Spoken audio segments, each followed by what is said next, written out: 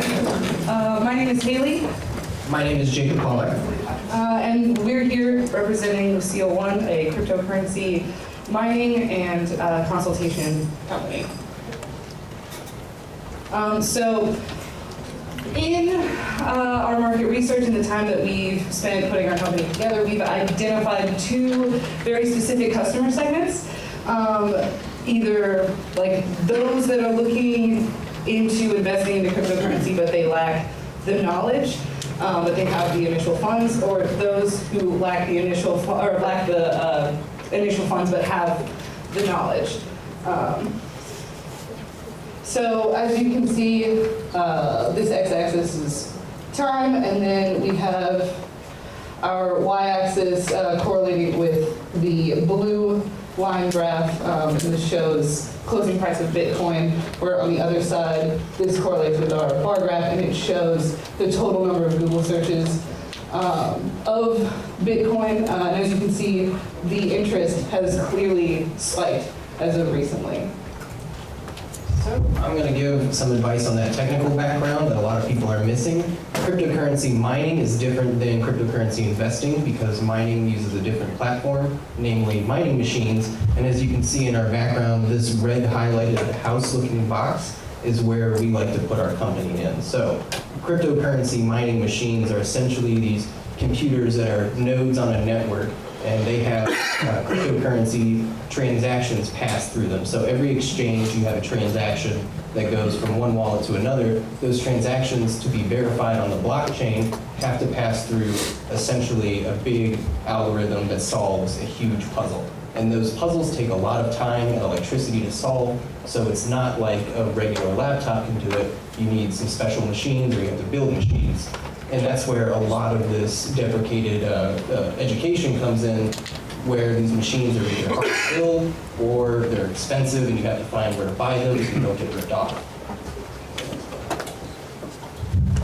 So what we plan on doing to address these issues in the barrier to cryptocurrency would be first and foremost to educate our potential customers. We plan on holding large events just to educate in general on what cryptocurrency is, and that's where we would find our potential customers. Next, we plan to lower the accessibility into the cryptocurrency market by providing an opportunity for less fiscal upfront investment, and by offering a sustainable mining operation that constantly reinvests in itself so that we can, and our potential customers can, stay stable in an unstable marketplace. And I'll just go ahead and walk you guys through the highlights of our business, of our business model canvas. First and foremost, we've already talked about the customer segments. Those that are lacking the potential funding, and those that are lacking the potential or the appropriate knowledge.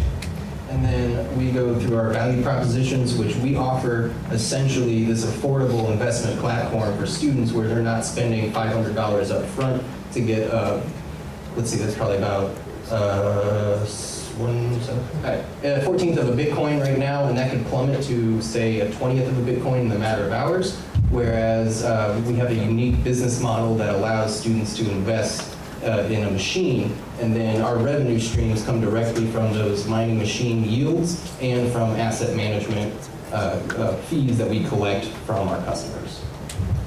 So we'll get into the really boring mining machine metrics. This is essentially a huge graph of how many, wrong button, of how many machines we have, the current daily cost of electricity for those machines, and how many coins we're about to mine per year, all the way through the day, and how much profit and revenue we would expect. A lot of that is going to go to electricity costs, which brings us to this conservative cost schedule. This is only half of a year. You can, if you imagine, this essentially just goes through 2 years with an added spike at year 2 for the additional cost of more miners with that reinvestment strategy we have. There's more to this, but a lot of that is hidden because it's just numbers that nobody really cares about. And then we'll give you a brief introduction to our team. So not here today, Mitchell Archer and Jacob Blake, our COO and CIO.